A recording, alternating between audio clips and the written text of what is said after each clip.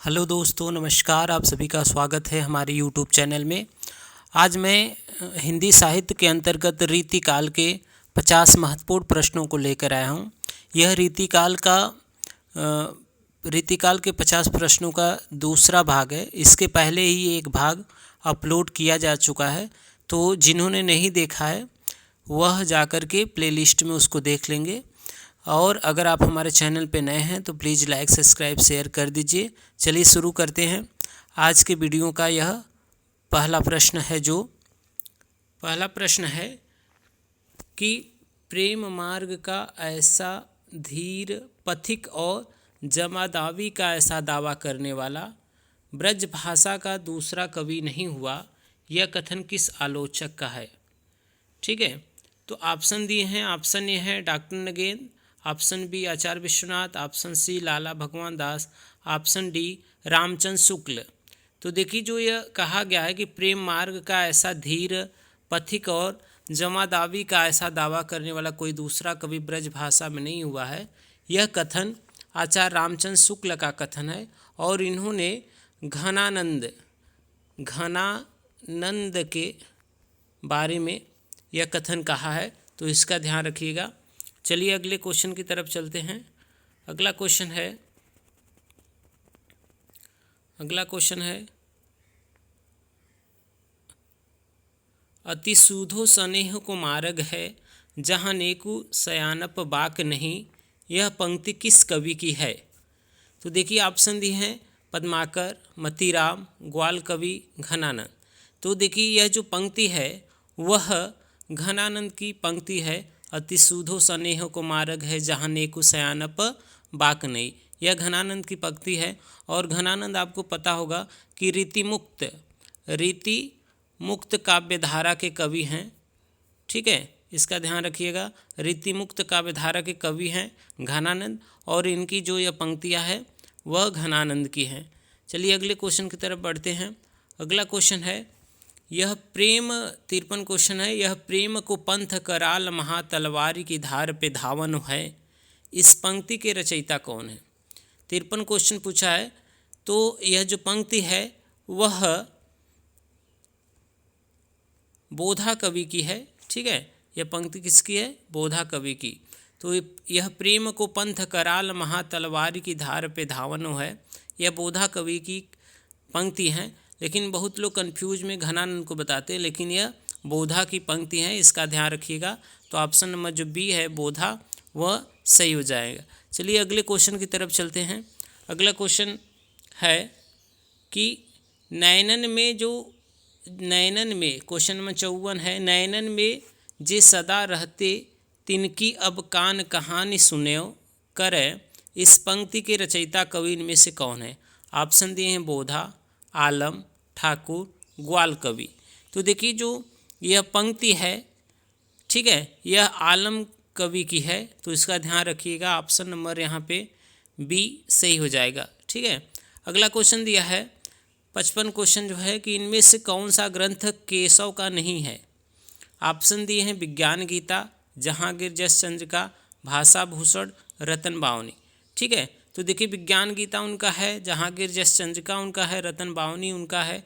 लेकिन जो भाषा भूषण है वह महाराजा जसवंत सिंह का एक अलंकार ग्रंथ है। ठीक है, तो इसको ध्यान रखिए। ऑप्शन नंबर यहाँ पे सी सही हो जाएगा। ठीक है, चलिए अगले क्वेश्चन की तरफ चलते हैं। अगला क्वेश्चन है किस कवि की संवाद योजना को सर्वश्रेष्ठ माना गया है। देखिए, महत्वपूर्ण क्वेश्चन है, किस कवि की संवाद योजना को सर्वश्रेष्ठ माना गया है। तो देखिए, जो केशव हैं उनमें उनको कठिन काव्य का प्रेत कहा जाता है, और शुक्ल ने उनको कहा है कि इन्हें कवि हृदय नहीं मिला है। लेकिन इनकी रामचंद्रिका जो है उनकी संवाद योजना श्रेष्ठ है, सर्वश्रेष्ठ है।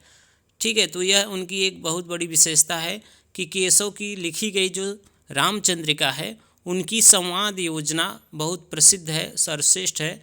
तो इस प्रश्न का उत्तर ए हो जाएगा, यानी केशवदास सही हो जाएगा। चलिए अगले क्वेश्चन की तरफ चलते हैं।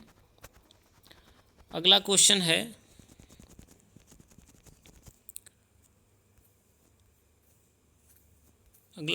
दिया हुआ है रसराज क्वेश्चन नंबर 57 देखिए, रसराज और ललित ललाम ग्रंथों के रचयिता कवि का नाम बताइए। ठीक है, ऑप्शन दिए हैं मतीराम, पद्माकर, सेनापति, जसवंत सिंह। तो यह जो रचना है वह किनकी है, रसराज और ललित ललाम। तो यह जो मतीराम है इनकी रचना है, प्रसिद्ध रचना है, तो इनका ध्यान रखिएगा। चलिए अगले क्वेश्चन की तरफ चलते हैं। अगला क्वेश्चन जो है 58 क्वेश्चन क्या कह रहा है कि सिंधु तरयो उनको बनरा तुम पे धनुरेख गई न तरी। यह पंक्ति किस कवि की है? ठीक है, तो यह भी केशव दास की पंक्ति है यह। ठीक है, सिंधु तरयो उनको बनरा तुम पे धनुरेख गई न तरी, यह केशव दास की पंक्ति है। तो यहाँ पे ऑप्शन नंबर बी सही हो जाएगा। चलिए अगले क्वेश्चन की तरफ चलते हैं। अगला क्वेश्चन जो है वह है 60 नंबर क्वेश्चन देखिए, ऊंचे घोर मंदिर के अंदर रहनवारी ऊंचे घोर मंदिर के अंदर रहाती है, यह किस कवि की पंक्ति है? ठीक है, तो यह पंक्ति है, ऑप्शन दिए हैं पद्माकर, सूदन, भूषण, चिंतामणि। तो यह भूषण की पंक्ति है। ठीक है, तो ध्यान रखिएगा, ऑप्शन नंबर सी सही हो जाएगा। अगले क्वेश्चन की तरफ चलते हैं। भूषण का कौन सा ग्रंथ रीति ग्रंथ है? देखिए महत्वपूर्ण क्वेश्चन है, पूछा गया क्वेश्चन है। भूषण का कौन सा ग्रंथ इनमें से रीति ग्रंथ है?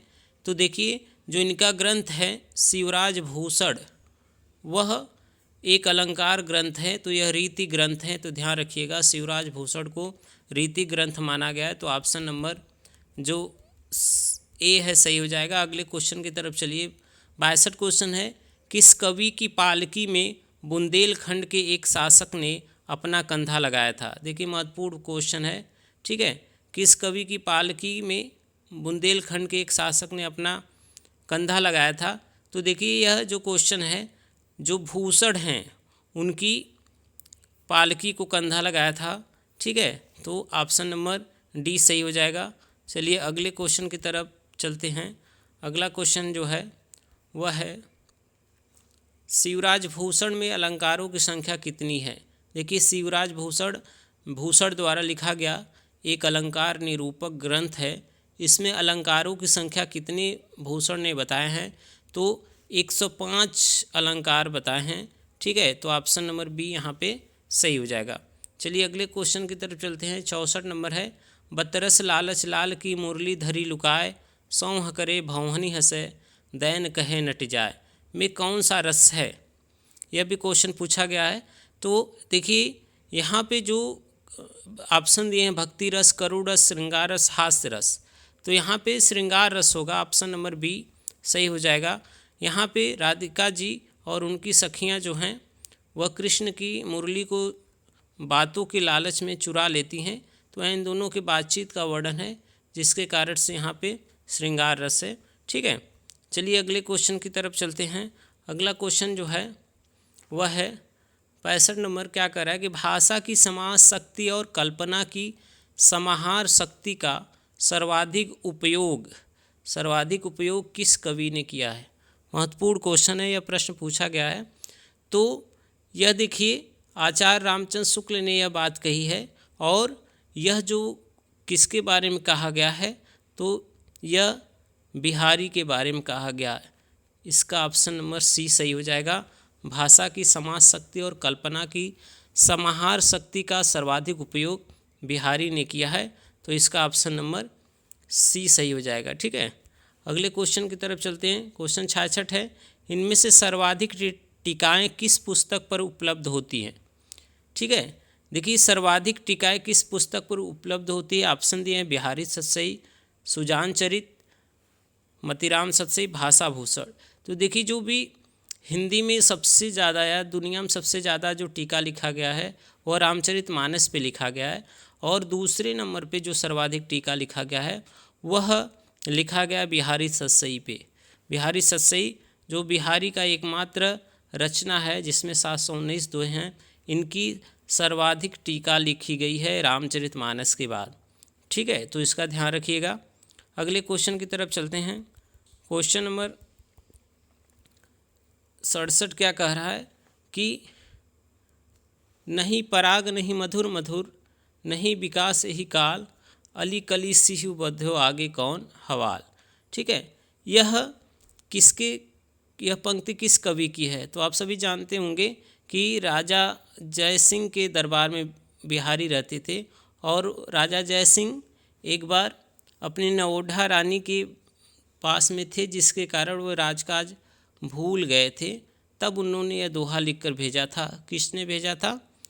बिहारी ने। तो इसका ऑप्शन नंबर सी सही हो, ऑप्शन नंबर ए सही हो जाएगा। ठीक है, नहीं पराग नहीं मधुर मधु, नहीं विकास यही काल, अली कली सिहु बध्यो रह्यो आगे कौन हवाल। यह राजा जयसिंह के पास लिख कर भेजा था कौन? बिहारी ने। तो ऑप्शन नंबर यहाँ पे ए सही हो जाएगा, इसका ध्यान रखिए। चलिए अगले क्वेश्चन की तरफ चलते हैं। 68 नंबर क्वेश्चन है, जहांगीर जस चंद्रिका के रचयिता कवि का नाम क्या है? ऑप्शन दिए हैं भूषण, घनानंद, केशव, आलम। ठीक है, तो जहांगीर जस चंद्रिका यह केशवदास की एक महत्वपूर्ण रचना है। ठीक है, तो यहाँ पे ऑप्शन नंबर जो सी है वह सही हो जाएगा। ठीक है, चलिए अगले क्वेश्चन की तरफ चलते हैं।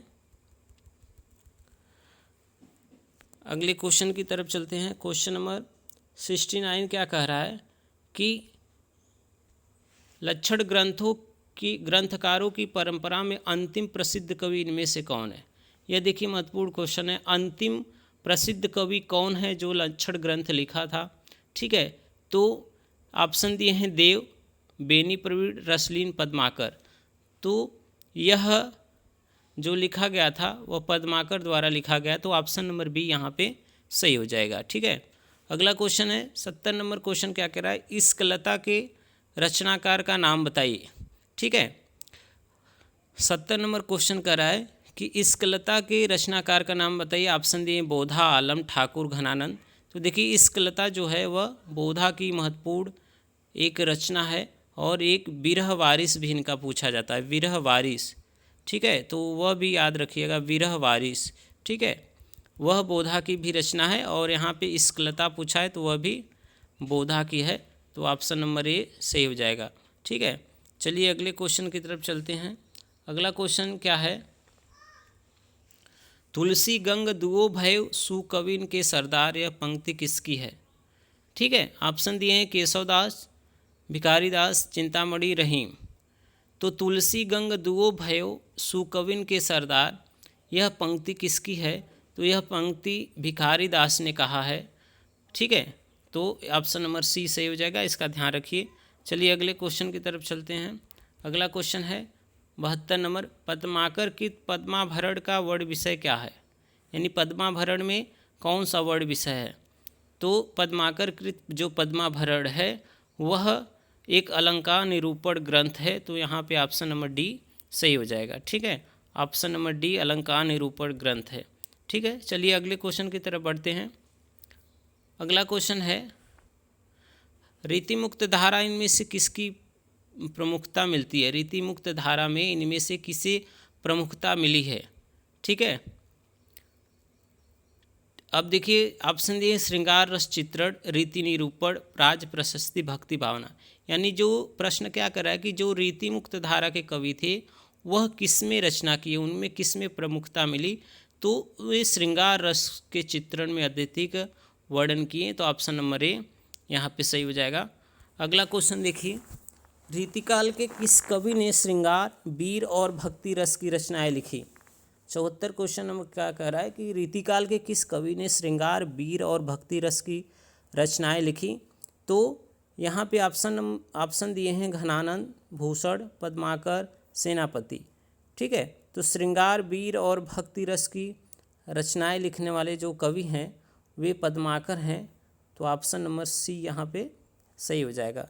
चलिए अगले क्वेश्चन की तरफ बढ़ते हैं।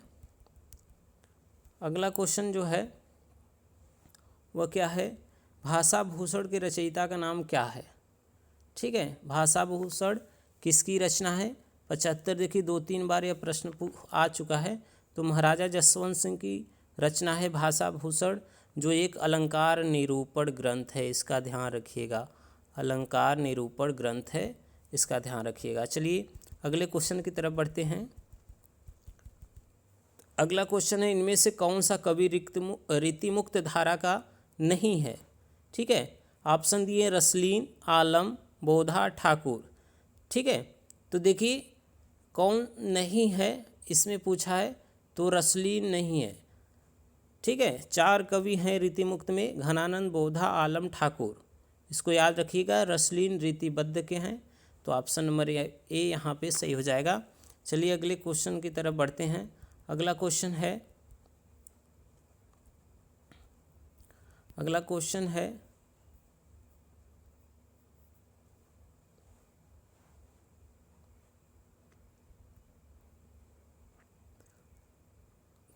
रीतिकाल में रचित अधिकांश काव्य इनमें से किस प्रकार का है? रीतिकाल में रचित अधिकांश काव्य इनमें से किस प्रकार का है? मुक्तक है कि कथा काव्य है कि प्रबंध है कि चंपू है? तो देखिए जो रीतिकाल में अधिकांश काव्य लिखे गए वह मुक्तक है, जैसे बिहारी सतसई क्या है? मुक्तक है। तो यहाँ पे ऑप्शन नंबर ए सही हो जाएगा। चलिए अगले क्वेश्चन की तरफ बढ़ते हैं। अगला क्वेश्चन है, बिहारी सतसई पर किसका प्रभाव नहीं है? 79 क्वेश्चन क्या कर रहा है कि बिहारी सतसई पर किसका प्रभाव नहीं है? ऑप्शन है गीत गोविंद, गाथा सप्तमी, अमरुक शतक, आर्या सप्तशती। तो बिहारी सतसई पर किसका प्रभाव नहीं है? तो गीत गोविंद का कोई भी प्रभाव नहीं है, बाकी इन सब का प्रभाव है। तो यहाँ पे ऑप्शन नंबर ए सही हो जाएगा। चलिए अगले क्वेश्चन पे, इनमें से कौन सा ग्रंथ रीति ग्रंथ नहीं है? ठीक है, देखिए भाषा भूषण, पद्माभरण, बिहारी सतसई, कवि प्रिया। तो देखिए जो रीति निरूपण ग्रंथ है वह कौन इसमें से नहीं है पूछा है, तो बिहारी सतसई रीति निरूपण ग्रंथ नहीं है। ठीक है, तो ऑप्शन नंबर बी सही हो जाएगा। चलिए अगले क्वेश्चन की तरफ बढ़ते हैं। अगला क्वेश्चन है 81 क्वेश्चन क्या कर रहा है कि रीतिबद्ध कवियों की तुलना में घनानंद का श्रृंगार वर्णन अधिक आकर्षक है, क्योंकि वह सुजान प्रेरित है, मांसल है, अलौकिक है, स्वानुभूत एवं स्वच्छंद है। तो कह रहे हैं कि रीतिबद्ध कवियों की तुलना में घनानंद का जो श्रृंगार वर्णन है वह बहुत आकर्षण है। इसका क्या कारण है? तो वह स्वानुभूत एवं स्वच्छंद था, इसलिए वह अधिक आकर्षण है। तो ऑप्शन नंबर यहाँ पे डी सही हो जाएगा। चलिए अगले क्वेश्चन की तरफ बढ़ते हैं। अगला क्वेश्चन है 82 क्वेश्चन, इनमें से कौन सा रीतिबद्ध कवि नहीं है?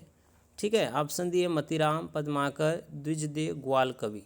तो देखिए जो पद्माकर हैं, ठीक है,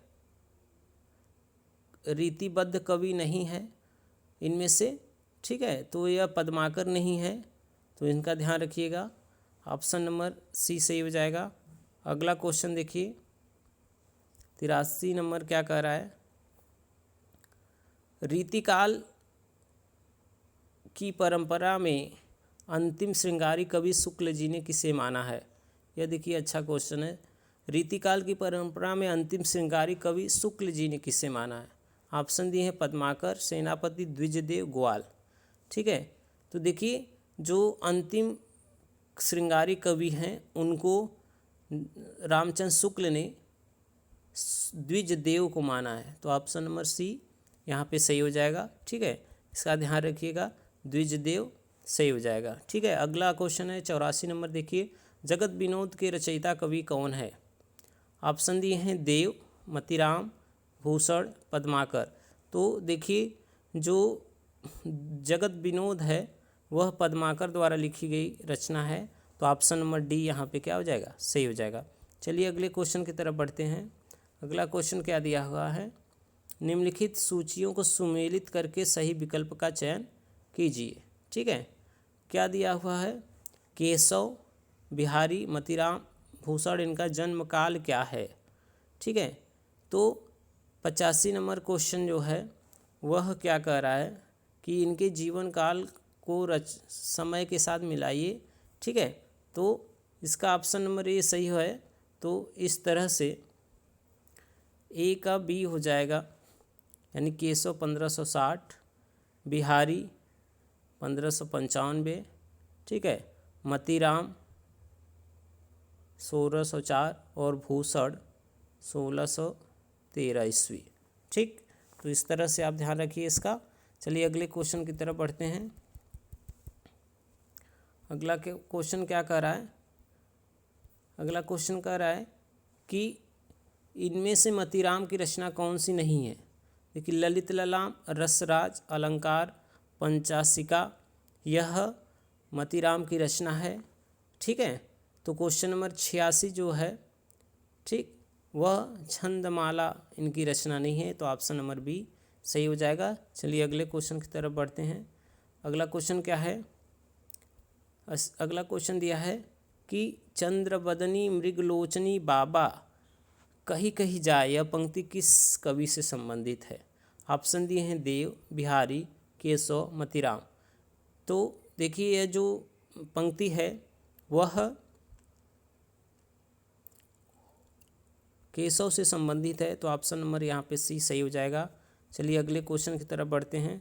अगला क्वेश्चन क्या कह रहा है कि निम्नलिखित सूचियों को सुगमित करते हुए सही विकल्प का चयन कीजिए। इस एक तरफ कवि दिया है और एक तरफ आश्रयदाता दिया है। ठीक है, कौन सा कवि किस राजा के आश्रय में रहते थे? बिहारी, तो आप जानते हैं बिहारी किस में थे? राजा जय सिंह में। ठीक है, भूषण जो थे वे शिवाजी में थे, पद्माकर के प्रतापशाही में थे। ठीक है, देव को इसमें थे भवानी सिंह में। तो इस प्रकार से यहाँ पे जो ऑप्शन दिया हुआ है, ऑप्शन नंबर इस तरह से यहाँ पे ऑप्शन नंबर जो है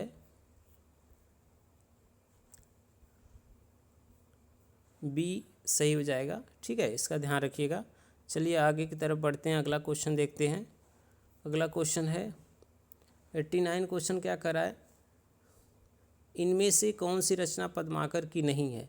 ललित ललाम, जगत विनोद, पद्माभरण और गंगा लहरी, यह ऑप्शन दिया है, लेकिन इसमें से कौन सी नहीं है पद्माकर की रचना? ठीक है, ललित ललाम यह मतीराम की रचना है, तो इसमें ऑप्शन नंबर ए सही हो जाएगा। चलिए अगले क्वेश्चन की तरफ बढ़ते हैं। 90 क्वेश्चन क्या है? देव ने किस नए संचारी भाव की उद्भावना की थी? यह देखिए महत्वपूर्ण क्वेश्चन है। नए संचारी भाव को देव ने किसे बताया है? ठीक है, तो यह बताया था छल को, तो ऑप्शन नंबर डी सही हो जाएगा। ठीक है, अगला क्वेश्चन देखिए, अगला और महत्वपूर्ण क्वेश्चन है 91। क्या करे कि अभिधा उत्तम काव्य है, मध्य लक्षणाहीन, यह पंक्ति किस कवि की है? इंपॉर्टेंट क्वेश्चन है, बार बार पूछा जाता है, उसका ध्यान रखिएगा। ठीक है, यह जो पंक्ति है वह देव कवि द्वारा कहा गया है, तो ऑप्शन नंबर यहाँ पे जो सी है वह सही हो जाएगा। चलिए अगला क्वेश्चन देखते हैं। 92 जो क्वेश्चन नंबर है वह क्या कर रहा है? हरिणी के नयनानुते हरिणी के ए नयन में कौन सा अलंकार है? ठीक है, यहाँ पे दिया है यमक श्लेष, यमक प्रतीक, यमक व्यतिरेक कोई नहीं, तो यहाँ पे यमक और प्रतीक अलंकार हैं, तो ऑप्शन नंबर बी सही हो जाएगा। चलिए अगले क्वेश्चन की तरफ बढ़ते हैं। अगला क्वेश्चन जो है वह क्या कह रहा है? 93 क्वेश्चन कि इनमें से बिहारी सतसई की टीका नहीं है। ठीक है, देखिए ऑप्शन क्या दिए हैं? लाल चंद्रिका, बिहारी रत्नाकर, हरि प्रकाश टीका, सुबोधार्थ बोधिनी। ठीक है, तो देखिए जो सुबोधार्थ बोधिनी है यह बिहारी की टीका नहीं है। लाल चंद्रिका, बिहारी रत्नाकर, हरि प्रकाश टीका यह बिहारी सतसई की टीका है, तो इसका ध्यान रखिएगा। अगला क्वेश्चन है, यह भी अच्छा क्वेश्चन है। कुंदन को रंग फीको लगे झलके अति अंग निचारु गोराई, यह पंक्ति किस कवि की है? ठीक है, तो यह मतीराम की पंक्ति है, तो ऑप्शन नंबर ए सही हो जाएगा। अगला क्वेश्चन देखिए, अगला क्वेश्चन है श्रृंगार लतिका के रचयिता कवि कौन है? ठीक है, ऑप्शन दिए हैं पद्माकर, द्विजदेव, प्रतापशाही, रसलीन। तो यहाँ पे जो द्विजदेव हैं उनकी रचना है श्रृंगार लतिका, तो इसका ध्यान रखिए, द्विजदेव की रचना है, तो ऑप्शन बी सही हो जाएगा। चलिए अगले क्वेश्चन की तरफ बढ़ते हैं। अगला क्वेश्चन है 96। रीतिकाल के कौन से प्रसिद्ध कवि भारतेंदु के पिता थे? ठीक है, तो भारतेंदु के पिता का नाम आप सभी लोग जानते होंगे, गिरधर दास, गोपाल चंद्र गिरधर दास नाम था। तो ऑप्शन बी सही है। ठीक है, अगले क्वेश्चन की तरफ बढ़ते हैं। अगला क्वेश्चन है, राम सतसई के रचयिता कवि का नाम बताइए। राम सतसई के रचयिता कवि का नाम क्या है? तो राम सहाय दास है। तो ऑप्शन नंबर यहाँ पे सी सही हो जाएगा। चलिए अगले क्वेश्चन की तरफ बढ़ते हैं। 98 क्या कह रहा है कि ढोल सो बनाए आए, मेलत सभा के बीच लोगन, कवित कियो खेल करी जानू है। यह पंक्ति किस कवि की है? ठीक है, तो ऑप्शन जो यहाँ पे दिया है ठाकुर, वह उनकी पंक्ति है। ठीक है, अगला क्वेश्चन देखिए 99 क्या कह रहा है कि जान मिले तो जहान मिले, नहीं जान मिले तो जहान कहाँ कौ। यह पंक्ति किस कवि की है? तो 99 का जो यह पंक्ति है वह बोधा की पंक्ति है। तो ऑप्शन नंबर सी यहाँ पे सही हो जाएगा। ठीक है, चलिए अगले क्वेश्चन की तरफ बढ़ते हैं। अगला क्वेश्चन जो है इस वीडियो का आखिरी क्वेश्चन है। इसमें से महाभारत और हरिवंश का हिंदी पद्य में अनुवाद किस कवि ने किया है? क्वेश्चन नंबर 100 क्या कर रहा है कि इसमें से महाभारत और हरिवंश का हिंदी पद्य में अनुवाद किस कवि ने किया है? ऑप्शन ये है गोकुलनाथ, गोपीनाथ, हरिनारायण, ब्रजवासी दास, गोप। तो गोकुलनाथ गोपीनाथ ने महाभारत और हरिवंश का हिंदी पद्य में अनुवाद किया, इसका ध्यान रखिएगा।